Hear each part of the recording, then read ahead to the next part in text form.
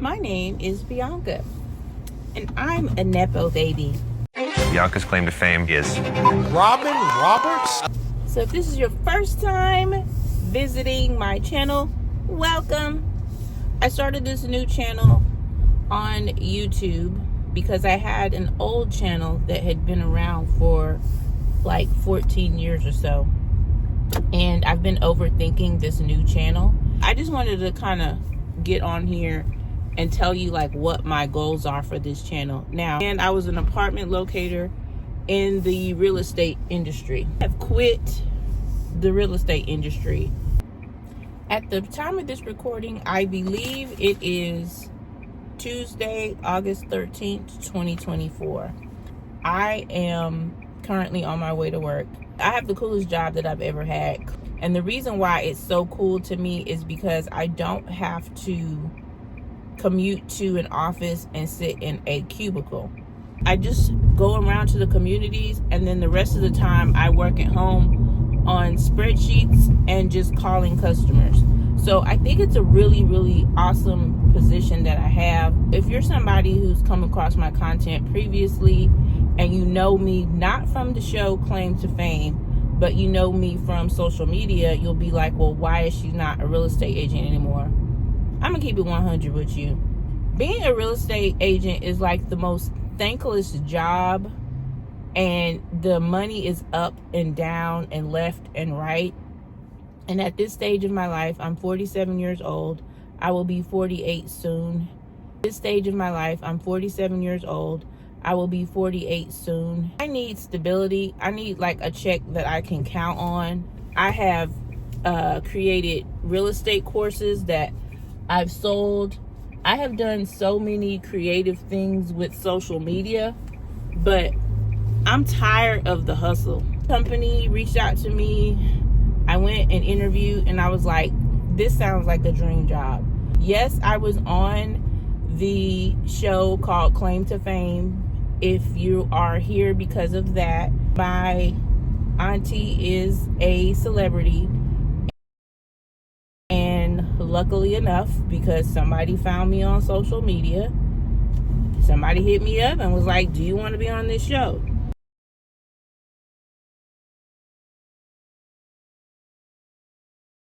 So this is not my first 15 minutes of fame. Technically, I am on my third 15 minutes of fame. So if you're just now coming across me, I'm going to tell you that story, but I need to order myself some breakfast right quick. So my first 15 minutes of fame was with my mom, and I was in, and if I can find, actually I have a picture of this. So my first 15 minutes of fame was when I was about 9 months old. This is long before Robin Roberts became famous. I was in a like baby carrier, or one of those little backpack carriers, and my mom was at the Houston Museum of Natural Science, and somebody thought we were super cute, one of the like beat reporters or whatever, and he decided to take a photo of us and put us in the Houston Post. But the fun fact about it is my parents became friends with this guy named Frank. Years had passed, and he invited them over to, just hang out or whatever. They walk in the house and they see the picture in the newspaper on his wall, and they're like, that's our daughter Bianca. And they were like, why'd you put it on your wall? And he was like, I just thought it was a really cool picture. I loved the way that it looked, and I thought they were adorable in it, and I have it hanging on my wall. So that was very, very random. Second 15 minutes of fame was in elementary school, trying to find kids to put in textbooks, and just doing regular kid stuff, going to class, hanging out with your family, whatever. Because I had really great behavior and I was like one of the top students academically, the principal of the school decided to just go ahead and pick me. My parents had to sign this release form, and back then I was so like majorly into acting. I wanted to be an actress. I thought I was going to be one of the Cosby kids. And so in my head, I was like, I am going to be a star when this gets released or whatever. And so I remember there was a photographer following us around. We went to the park. We ordered some chicken, and we got a box of chicken, and we ate chicken at the park.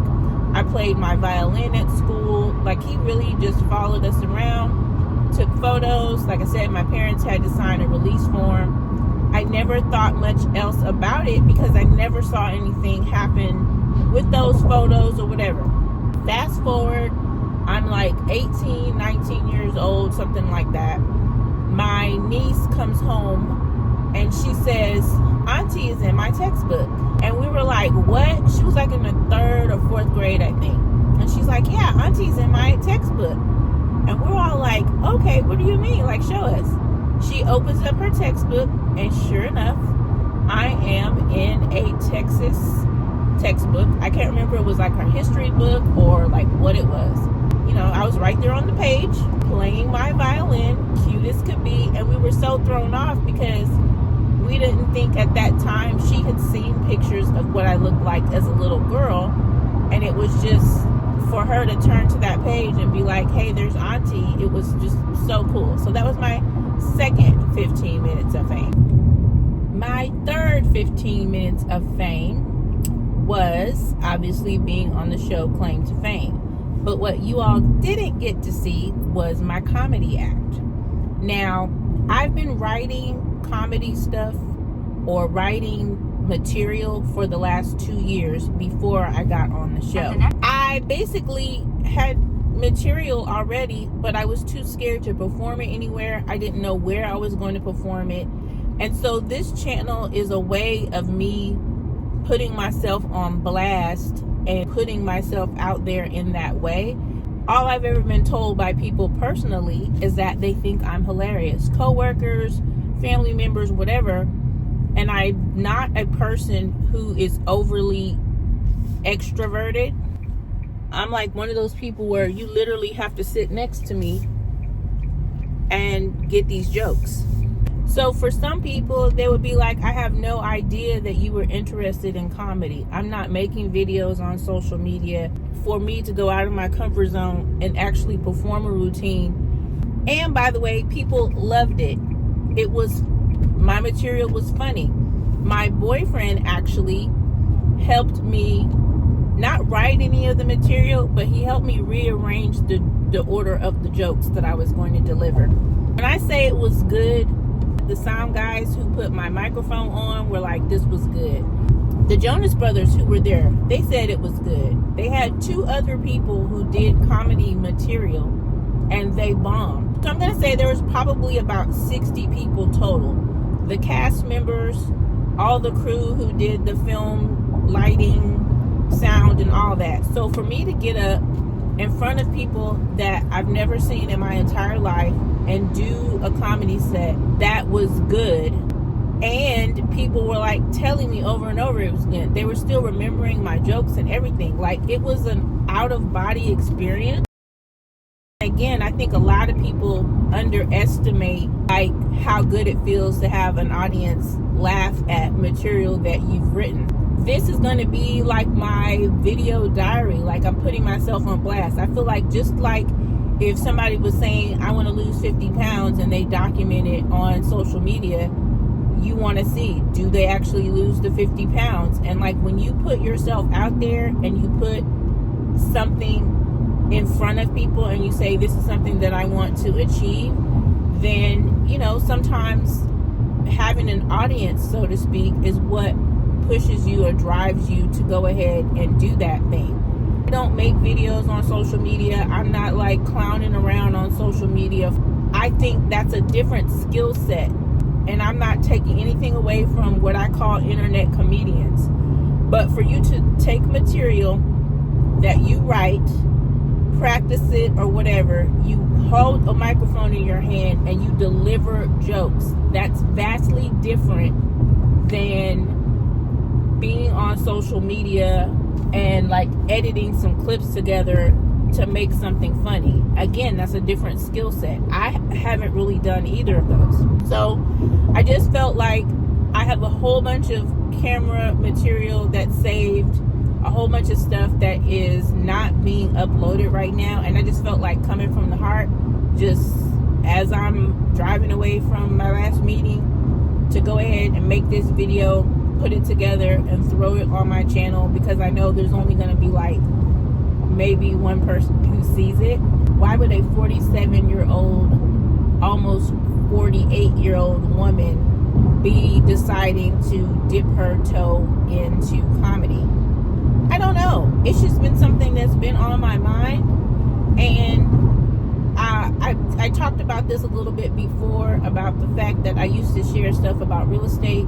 And technically, I've been in the real estate industry for the last 20 years. But I have a love-hate relationship with real estate. It's never really been my passion. And if I'm going to keep it really 100 with y'all, I think part of the reason why I've had such a love-hate relationship with real estate is because the income is up and down. It's up and down. I have 2 kids that I am supporting right now, so to speak. My daughter just got her associate's degree from a school called AMDA up in New York. And then my son, I am basically helping him through community college. He's special needs. And at this time in my life, I don't have them like where I have to take care of them, where I have to like make sure that they get up and bathe and I do their homework and all that kind of stuff. So I feel like this is my time. This is my chance to be able to try some things that scare me. And when I tell you comedy scares the hell out of me, I don't even know where to begin other than starting to go to like amateur nights and open mic nights and just trying out my material. And another reason why I quit real estate is because it's a night and weekend type of business. And I figured if I'm going to spend my nights and weekends doing something, I'd rather be doing something that excites me and lights me up. Like I've said before, real estate is cyclical. The income is really good and then it's really bad. And right now, the way the real estate industry is, I just really don't want to be a part of it, because I see the writing on the wall.